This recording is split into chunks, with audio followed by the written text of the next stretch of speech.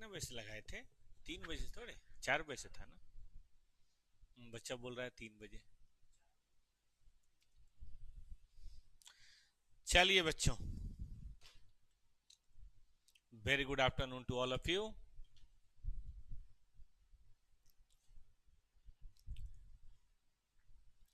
मैं थोड़ा सो गया था तो नींद आ गई बेटा, इसीलिए मैंने 4 बजे ना शुरू करके 4:20 में शुरू किया।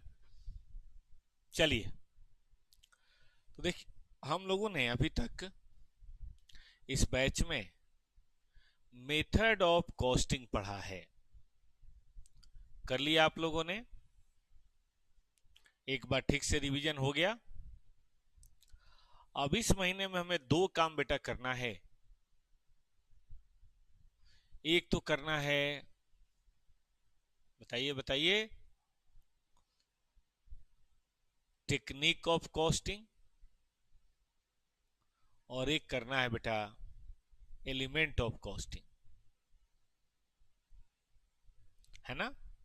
इसमें हम लोग पढ़ेंगे material, labour, overhead and ABC, और यहां पढ़ेंगे स्टैंडर्ड, मार्जिनल और बजट। टारगेट है कि ये काम हम लोग वैसे तो 31 तक हो जाए, लेकिन छुट्टी छाट्टी भी अगर हो गई तो भी कोई बात नहीं, कार्यक्रम हो जाना चाहिए 2-3 नवंबर तक। वैसे टारगेट तो 31 अक्टूबर का ही है।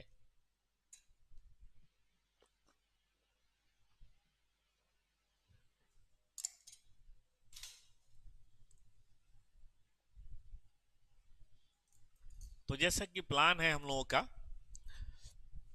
कि पहले स्टैंडर्ड मार्जिनल बजट कर लिया जाए, फिर बाद में लेबर, ओवरहेड, मटेरियल किया जाएगा। अब बजट करते हैं। बजट ये है बेटा कि इस महीने में अभी 25 दिन है। 25 दिन में 2-3 संडे हो जाएगा, और 25 दिन में 2-3 हॉलीडे भी होने वाला है। तो हम अंदाज करते हैं कि 18 तो हमें जरूर मिलेगा। तो 18 में ना हम लोग ना 9 दिन इसमें लगाते हैं, और फिर देखेंगे इसमें जितना भी होगा 9 डेज इसमें चलेगा। ये टारगेट ठीक रहेगा। जब हम दूसरे को कॉस्टिंग सिखा रहे हैं तो हमें अपनी पढ़ाई और टीचिंग का भी तो कॉस्टिंग करना चाहिए। तो इसी टारगेट को लेके बेटा हम आपके साथ शुरू करना चाह रहे हैं कि दिवाली से पहले छुट्टी जो होगी, वैसे तो छुट्टी अभी इतनी जल्दी नहीं होगी, 20 तारीख के आसपास होगी, तब तक ये और इधर से मटेरियल वगैरह खत्म कर लिया जाए। फिर दिवाली के बाद लेबर, ओवरहेड, एबीसी कर लिया जाएगा। और जब ये बेटा खत्म हो जाएगा तब क्या प्लान है आप प्यारे बच्चों का? तब हम लोग बेटा पढ़ेंगे एफएम, और मौका मिला तो फिर एसएम। नवंबर में तो एफएम जरूर कर लेंगे, फिर उसके बाद में एसएम का देख लिया जाएगा। तो चलिए अब और देर ना करते हुए प्यारे बच्चों, हम आपके साथ शुरू करते हैं।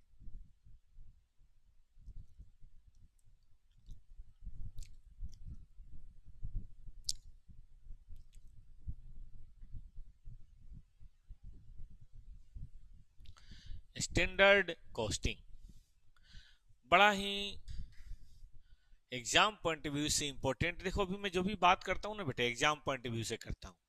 एग्जाम पॉइंट ऑफ व्यू से बहुत ही अच्छा चैप्टर है ये, क्योंकि तकरीबन हर बार 5 नंबर तो टपकता ही है, कभी कभी 7 नंबर भी, जैसे अब की बार शायद आया था 5-7 नंबर, है ना?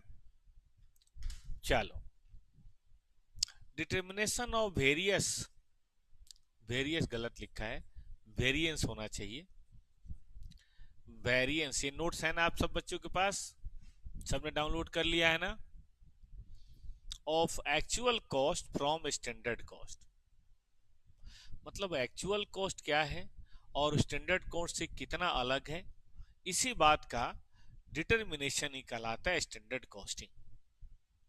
ये है कि कॉस्ट क्या हुआ है, ठीक है? और ये है कि कॉस्ट कितना होना चाहिए, जैसे कई बार नहीं होता है अब कहते हैं सर मेरे आए हैं 60 नंबर, लेकिन मेरे तो आने चाहिए थे 66 नंबर। तो अब कहते हैं अरे सर मेरा नुकसान हो गया, वेरिएंस हो गया, है ना। उसी तरह से यहाँ भी है। मान लेते हैं कि हम कोई चीज बना रहे हैं बेटा, और 30 लाख रुपए में वो चीज बन जानी चाहिए, लेकिन वो किसी कारण से 32 लाख में बनी है। कितने में बन जाना चाहिए? 30 में, लेकिन बना कितना में है? 32 में।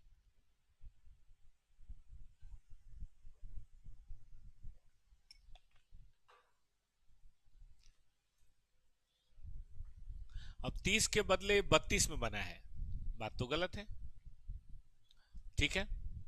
लेकिन कहने से अगली बार ठीक हो जाएगा? यह कारण पता लगा के उसको ठीक करना पड़ेगा। देखिए सबसे पहले हम पता लगाएंगे कि भाई कारण क्या है, किसके चलते वो फर्क पड़ा है। कंपेयर करेंगे तो ये बात निकल जाएगी, और फिर उसके बाद हम उसके लिए क्या लेंगे? करेक्टिव एक्शंस लेंगे। ठीक बात है ना, कि आगे वो वेरिएंस ना हो, नुकसान हमारा ना हो। ठीक बात है। तो जब वेरिएंस एनालिसिस की बात करेंगे बेटा, तो सबसे पहले बात आएगी कॉस्ट वेरिएंस, और फिर बात आएगी सेल्स वेरिएंस। मतलब खर्चा कम ज्यादा, आमदनी कम ज्यादा। सेल्स वेरिएंस अपने सिलेबस में नहीं है तो उसको नहीं पढ़ना है, लेकिन कॉस्ट वेरिएंस है मटेरियल, लेबर और ओवरहेड। ओवरहेड भी दो भागों में बट के हैं, वेरिएबल ओवरहेड वेरिएंस और फिक्स्ड ओवरहेड वेरिएंस। लेकिन चलो अभी मानते हैं एक ही बात है। तो तीन तरह के वेरिएंस एनालिसिस की बात करनी है, जिसमें सबसे पहला है material cost variance. Material cost variance, एक एग्जांपल लेता हूं। मान लो सचिन डेयरी है, स्टैंडर्ड है 3 लीटर एट रेट 50, तब बनेगा 1 किलो पनीर, ऐसा मान लेते हैं। और अब की बार हमने 3000 किलो पनीर बनाया है, लेकिन 10,000 लीटर दूध लग गया, वो भी 52 रुपए। तो ये एक्चुअल है। अब देखना है कि भाई क्या यही होना चाहिए था या कुछ और होना चाहिए था। तो इस बात की जानकारी के लिए हमें एक छोटा सा इस तरह का लाइन ड्रॉ करना चाहिए। लाइन के एक तरफ होगा स्टैंडर्ड कॉस्ट और एक तरफ होगा एक्चुअल कॉस्ट। एक्चुअल कॉस्ट निकालने का तरीका होता है actual quantity into actual price.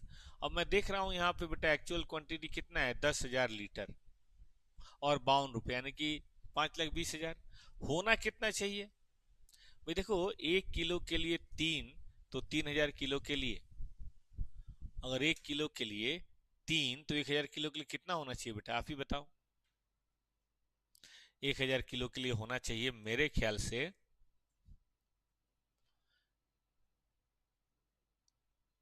1,000 kilo नहीं बना, कितना बना है? 3,000 किलो। तो 3,000 किलो के लिए मेरे ख्याल से होना चाहिए 9,000 किलो या लीटर।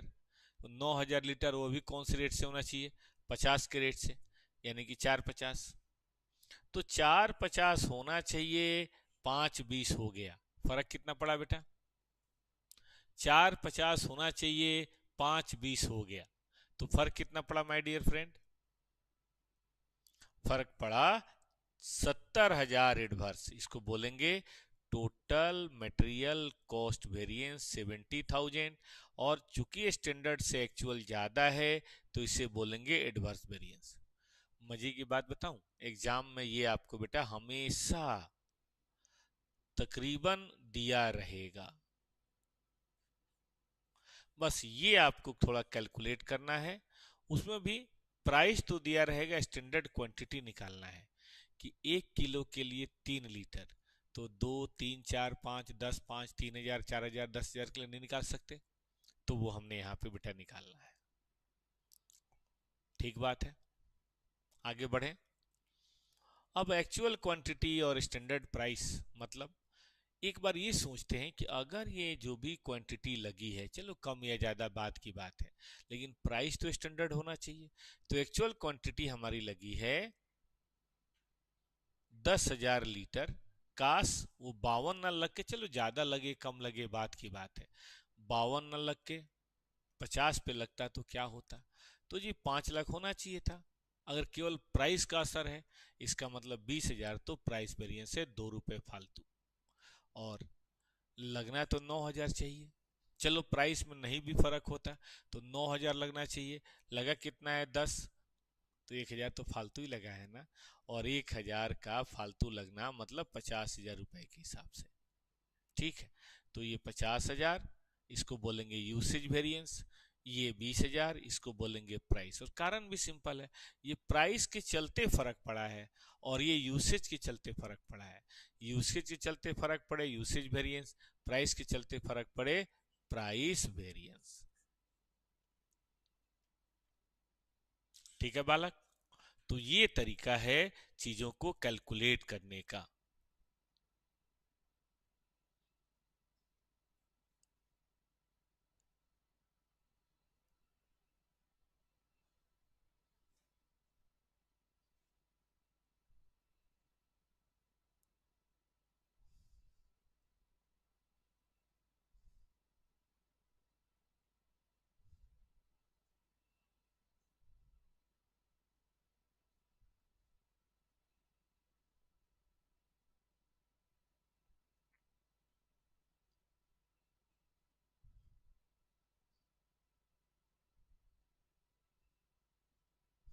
ठीक,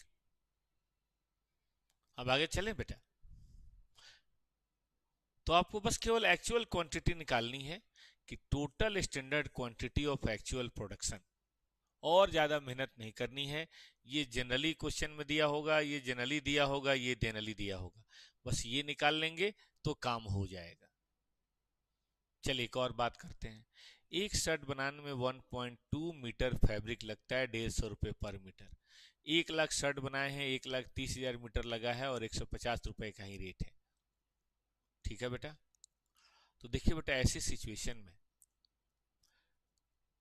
अगर हम गौर से देखें तो actual quantity into actual price और standard quantity into standard price. अब प्राइस चूंकि सेम है तो बेटा इसमें प्राइस वेरिएंस तो नहीं है।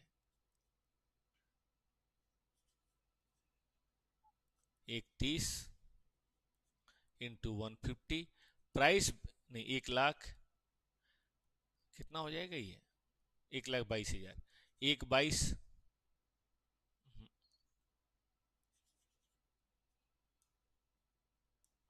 1,30 इंटू 1,50, तो ये तो वही आ गया। क्वांटिटी बदला नहीं, रेट बदला नहीं, तो प्राइस वेरिएंस तो बेटा इस क्वेश्चन में नील है। लेकिन क्वांटिटी 1,60,000 में इतना लगना चाहिए, लगा इतना है, इसका मतलब हमारे पास यूसेज वेरिएंस है कितना, 1,20,000। यूसेज वेरिएंस है 1,20,000। मानते हो बेटा?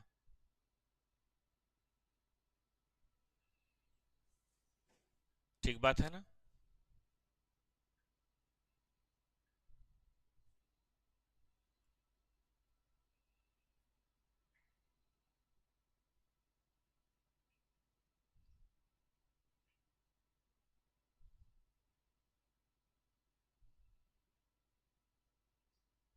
चलें आगे। चले एक और क्वेश्चन देखते हैं। अब मटेरियल एक नहीं बल्कि मटेरियल बेटा एक से ज्यादा।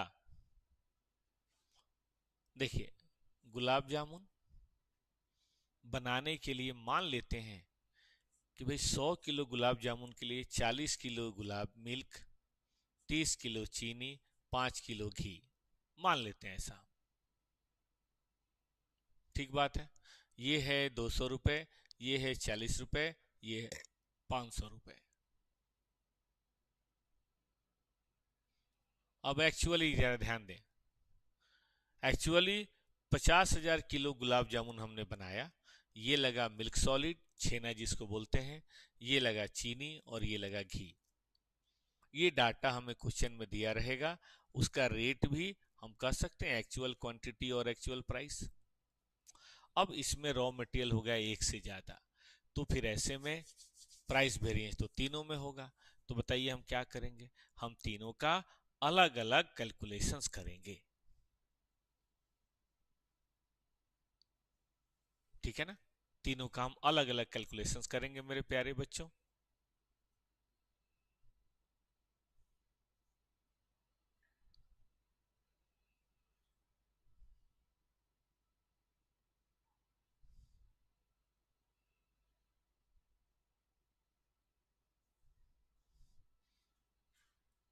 चलें आगे। कुछ इस तरह से हम टेबल बनाएंगे बेटा। एक तो प्रोडक्ट का होगा, एक तरफ लिखेंगे स्टैंडर्ड क्वांटिटी स्टैंडर्ड प्राइस, एक तरफ लिखेंगे एक्चुअल क्वांटिटी एक्चुअल प्राइस, और फिर हम एक तरफ बात करेंगे एक्चुअल क्वांटिटी और स्टैंडर्ड प्राइस। गौर से देखिए इसमें प्राइस का फर्क है और गौर से देखिए इसमें क्वांटिटी का फर्क है। मानते हैं ना? यहां देखो,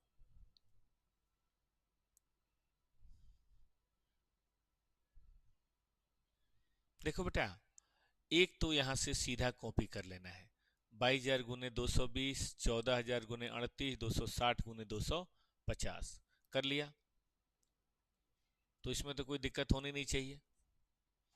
अब इसकी बजाय हमने स्टैंडर्ड प्राइस लेना है। काश ये उसी प्राइस पे होता है जिस प्राइस पे हमने सोचा था। तो हम देख सकते हैं मिल्क सॉलिड का एक्स्ट्रा लगा है, चीनी सस्ता मिला है और घी एक्स्ट्रा लगा है ना? जो भी हो मिला जुला के ये आया, तो प्राइस वेरिएंस तो बेटा हुआ है और कम नहीं है, 5 लाख समथिंग है। कम नहीं है, 5 लाख समथिंग है प्राइस वेरिएंस।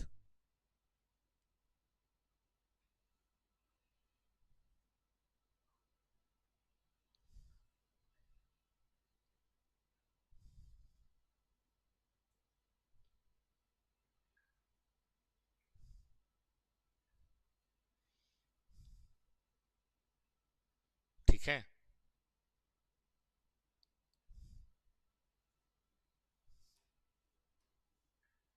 आगे चलें बेटा। अब देखना है कि भाई क्या लगना चाहिए, तो जरा गौर से देखें। 100 किलो के लिए 40 किलो, तो 50,000 किलो के लिए कितना? तो देखो इसका बड़ा छोटा सा फॉर्मूला होता है बेटा, मैं आपको बता देता हूं। एक और को ओपन करता हूं, ध्यान दीजिए। स्टैंडर्ड क्वांटिटी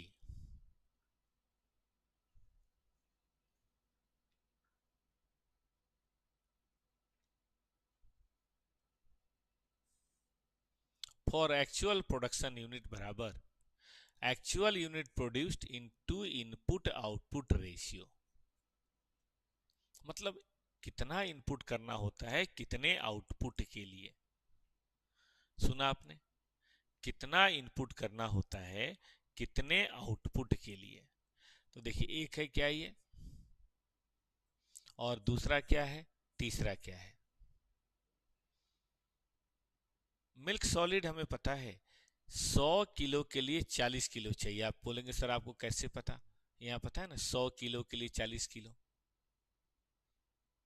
या यूं कहिए 40 किलो मिल्क सॉलिड में 100 किलो निकलता है ना?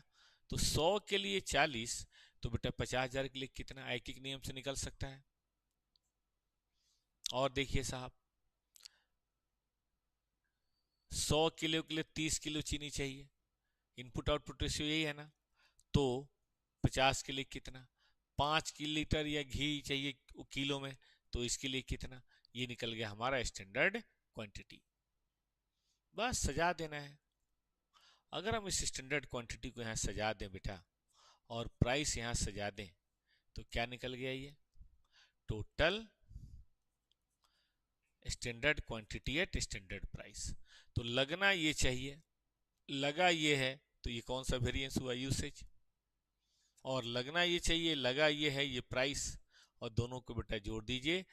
9,52,000 का नुकसान ना बेटा जी आपको सिर्फ इसलिए हुआ है, 9,52,000 का नुकसान ना बेटा जी आपको सिर्फ इसलिए हुआ है क्योंकि आपने क्या किया है बताइए? आपने एज पर स्टैंडर्ड नहीं किया है काम। अगर आप एज पर स्टैंडर्ड करते तो फिर ये समस्या आपको नहीं आती।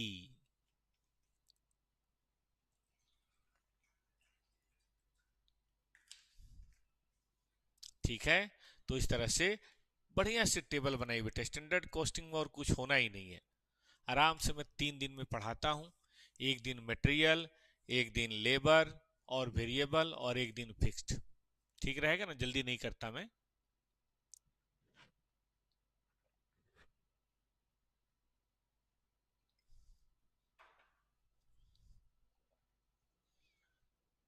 और जिसने मटेरियल सीख लिया, रिवाइज कर लिया, उसको क्या ही दिक्कत है।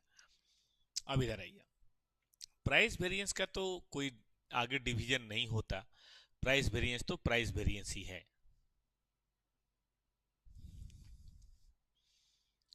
लेकिन बेटा यूसेज वेरिएंस के बहुत सारे काम हैं। यूसेज वेरिएंस में हम दो हिस्से कर सकते हैं, एक तो यील्ड और एक है मिक्स। लेकिन ये तब करेंगे जब एक से ज्यादा मटेरियल हो, रॉ मटेरियल। देखिए मुझे एक लस्सी बनाना है, तो उसके लिए ऑफ कोर्स मुझे पानी चाहिए और कुछ ऐसा ले लेते हैं दही चाहिए। अब इसका पानी और दही का मिक्स होगा, फिर उसमें थोड़ा चीनी भी डालेंगे, तो पानी और दही का मिक्स तो एक अच्छी लस्सी में एक रेशियो है कि भाई चलो दही 80% और पानी 15% और 5% चीनी। अब अगर ये मिक्स अब बेटा बदलोगे, 80-15 और 5 का जो रेशियो है, अगर आप ये मिक्स बदलोगे तो कॉस्ट तो फर्क करेगा। क्वालिटी तो फर्क जो भी पड़े, बट कॉस्ट का तो फर्क पड़ेगा। जैसे आपने सोचा कि नहीं हम दही कम डालते हैं, पानी खूब डालते हैं, चीनी चलो थोड़ा कम कर देते हैं, तो फिर ऐसे में कैसा टेस्ट होगा मुझे उससे मतलब नहीं, कॉस्ट में तो फर्क पड़ेगा ही, क्योंकि दही अलग रेट है, पानी तो फ्री मान के चलो, और ये अलग रेट है, यहाँ फ्री है, विदेशों का पता नहीं। ठीक है बेटा, आगे चलो। रिवाइज्ड एक्चुअल क्वांटिटी, इसके लिए हमें क्या करना पड़ेगा? हमें कुछ नहीं, एक्चुअल क्वांटिटी जो है ना बेटा, ये सोचना पड़ेगा कि काश ये उसी रेशियो में होता जिस रेशियो में हमारी बातचीत हुई है, तो क्या होता। उसी रेशियो में, जिस रेशियो में हमारी बातचीत हुई है, तो क्या होता। तो इसके लिए एक्चुअल क्वांटिटी जो भी है, सोचना होता है काश ये उस रेशियो में होता है जिस रेशियो में हमने सोचा था। इसके लिए कुछ नहीं करना है, एक्चुअल क्वांटिटी लीजिए और स्टैंडर्ड मिक्स लीजिए।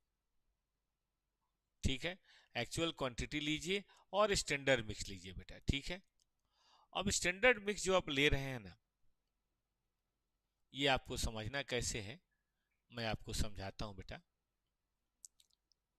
देखिए यही क्वेश्चन है, या रेशियो क्या है, 40, 30 और 5, यानी कि 75 है टोटल। तो उसमें 40 किलो है मिल्क सॉलिड, 30 किलो है चीनी और 5 किलो है घी। अगर 75 है तो ठीक, तो फिर ऐसे सर्कमस्टांसेज में मेरे प्यारे बच्चों, अगर इसी क्वेश्चन में हम रिवाइज एक्चुअल क्वांटिटी निकालें, रिवाइज एक्चुअल क्वांटिटी निकालें तो कैसे निकलेगा? इधर देखो, टोटल क्वांटिटी कितनी हमने खर्च की है, ये जोड़ने पे निकल तो जाएगा ही। जोड़ता हूं मैं, 22,000, 14,000 और 26,000, 38,600। अब बस ये सोचना है बेटा, काश ये 38,600, काश ये 38,600 उस रेशियो में होता जिस रेशियो में हमने सोचा है। ये सोचा था ना बेटा, 40, 30 और 5, ठीक बात है ना। तो 40/75, 30/75 और 5/75, ठीक ना। और रेट क्या है बेटा, मैं देख रहा हूं हमारा रेट है, आप भी देख रहे होंगे। स्टैंडर्ड रेट है 200, 40 और 500। स्टैंडर्ड रेट है 200, 40 और 500।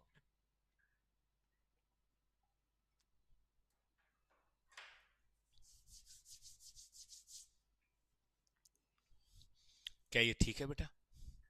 200, 40 और 500, अगर ये ठीक है तो भाई साहब आगे बढ़े, टोटल कर लें। और टोटल करके जितना भी आए इसे बोलेंगे मिक्स वेरिएंस। अगर ये पहले से भी ज्यादा है तो एडवर्स, कम है तो फेवरेबल, और इसे बोलेंगे यील्ड वेरिएंस। असल में डिवीजन क्यों करते हैं, तो देखिए इसके पीछे जो कारण है ना बेटा, वो ये है कि अकाउंटेबिलिटी हमें देना है। देखिए ये प्रोडक्शन मैनेजर की बात है, इसके लिए मार्केटिंग मैनेजर तो जिम्मेवार नहीं है। भाई काहे तुमने अलग अलग रेशियो में लगाया। और ये प्रोडक्शन मैनेजर की बात है कि भाई रॉ मटेरियल ज़्यादा खर्च कर रहे हो और उतना आप ठीक से प्रोडक्शन कर नहीं पा रहे हो, ऐसे काहे कर रहे हो भाई, बात तो गलत है। ठीक है ना बेटा जी, तो ये बात हमें यहाँ देखनी है, ठीक है कि नहीं। चलिए, तो ये था हमारी तरफ से मटेरियल का वेरिएंस। बट बेटा बात खत्म नहीं हुई, जैसे कि हमने प्रॉमिस किया था कि हम आपको प्रैक्टिस भी कराएंगे। तो आइए मटेरियल वेरिएंस की जम के प्रैक्टिस करते हैं कॉस्टिंग बुक नंबर 3 में। लो साहब,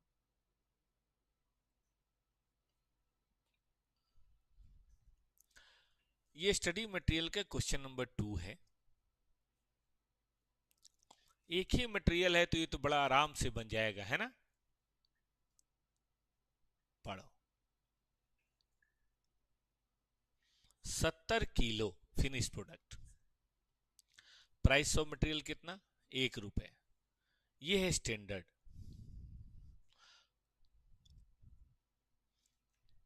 मतलब कि ये है कि 100 किलो चाहिए 70 के लिए, ये इनपुट है ये आउटपुट है, और स्टैंडर्ड प्राइस 1 रुपए। हमने इतना बनाया है, ये मटेरियल यूज हुआ है, ये उसकी कॉस्ट है। देखिए बेटा एक ही मटेरियल है, ज्यादा तो है नहीं, ज्यादा होता तो फिर टेबल की जरूरत ज्यादा थी। देखिए ना, 2,80,000 नहीं, 2,52,000 हमारी कॉस्ट है, सीधे लिख देते हैं ये। लेकिन 280 का 1 रुपए के हिसाब से 280 बन रहा है, मिक्स तो होगा नहीं क्योंकि एक है। अब बताओ बेटा 70 के लिए 100 चाहिए, इनपुट आउटपुट रेशियो यही है ना, 100 चाहिए 70 के लिए, तो 280 के लिए कितना चाहिए, वो तो नहीं, 280 नहीं, 210, 210 के लिए कितना चाहिए निकल सकता है, और रेट है 1 रुपए।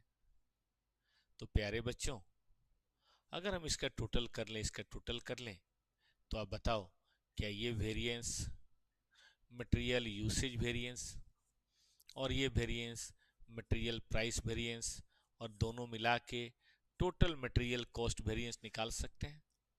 हाँ एग्जाम में हम टेबल बनाएंगे या एरो बनाएंगे, कैलकुलेशन चाहे तो अलग से फॉर्मूले के बेसिस पे कर सकते हैं, ठीक है ना। कैलकुलेशन हम फॉर्मूले के बेसिस पे कर सकते हैं, बनेगी अपनी बात। Are you ready. ठीक है बेटा जी।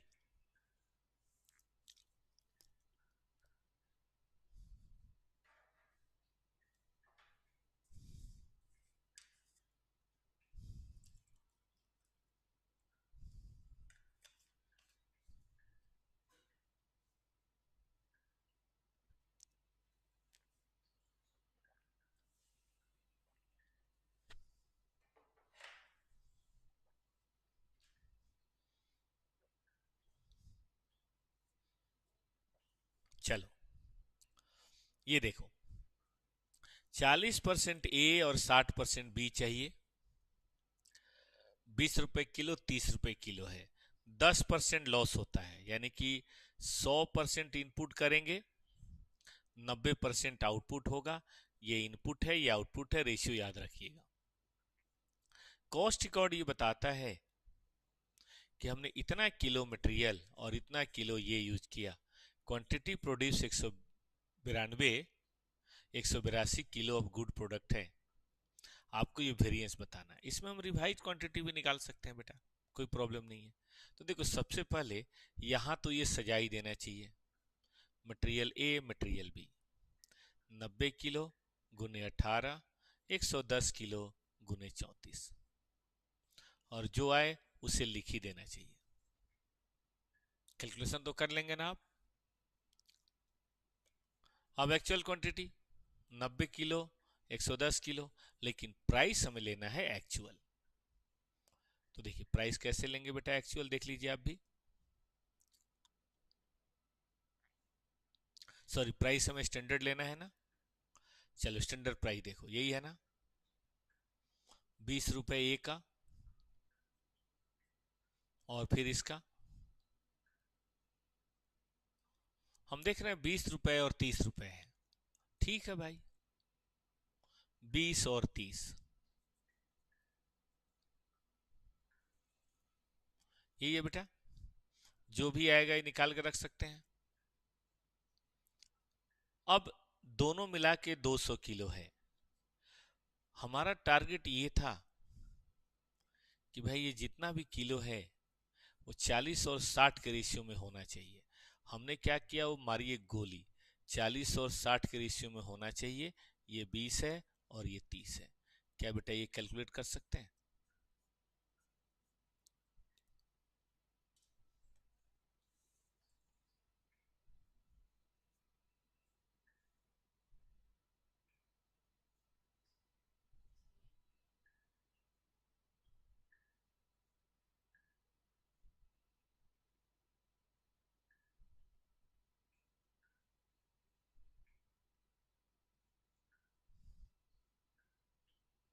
ठीक बात है।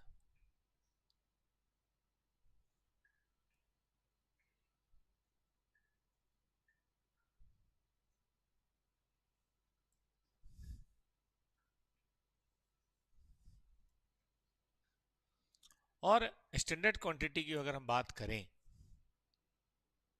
तो मैं देख रहा हूं यहाँ बेटा जी 182 हमने प्रोडक्शन किया है। इनपुट आउटपुट होना चाहिए 40, है ना, 90 के लिए, यही है ना। और 60 90 के लिए, और रेट है 20 और रेट है 30।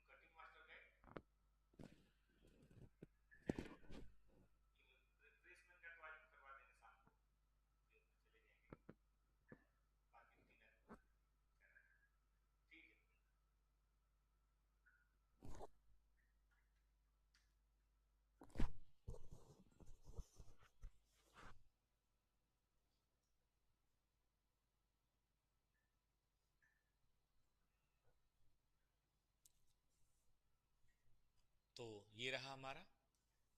तो ये है हमारा यील्ड वेरिएंस, ये है मिक्स वेरिएंस, और ये है प्राइस वेरिएंस। ठीक है, ये है यूसेज और ये है मटेरियल कॉस्ट वेरिएंस। ठीक है ना दोस्त।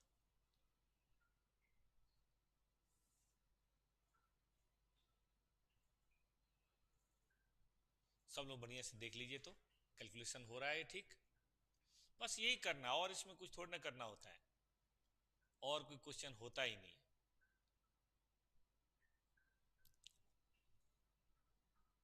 हो गया। तो चलिए आज हम लोग यहीं रुकते हैं, कल फिर हम लोग और बातें करेंगे।